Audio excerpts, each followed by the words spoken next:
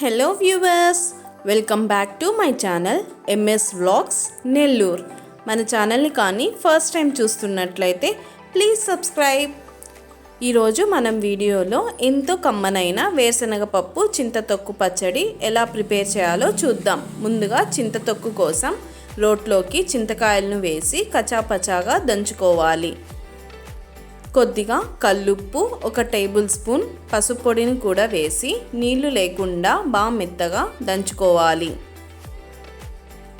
ఇప్పుడు దీన్ని ఒక బౌల్లోకి తీసి పక్కన ఉంచుకోవాలి. ఆయిల్ పోసుకొని ఆయిల్ వేడైన తరువాత మన కారానికి సరిపడ్డట్టుగా ఎండుమిరపకాయలు, ఇంకా 1 టేబుల్ స్పూన్ ధనియాలు, జీలకర్ర తీసుకొని ఆయిల్లో వేసుకొని బాగా దోరగా వేయించి పక్కన పెట్టుకోవాలి.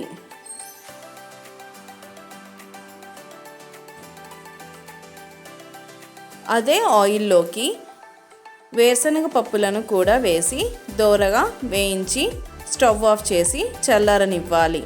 ఇప్పుడు రోలు నీట్గా క్లీన్ చేసుకొని దాంట్లోకి మనం ముందుగా వేయించుకున్న ఎండుమిరపకాయలు, ధనియాలు, జీలకర్రను వేసి మెత్తగా పౌడర్లా చేసుకోవాలి.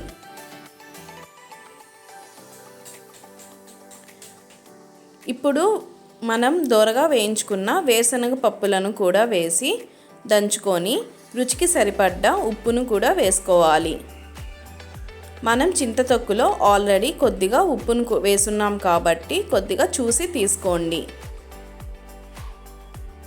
మనం ముందుగా చేసుకున్న చింతతొక్కుని ఒక 2-3 టేబుల్ స్పూన్లు వేసి కొద్దిగా వాటర్ పోసుకుంటూ పచ్చడి బాగా మెత్తగా దంచుకోవాలి.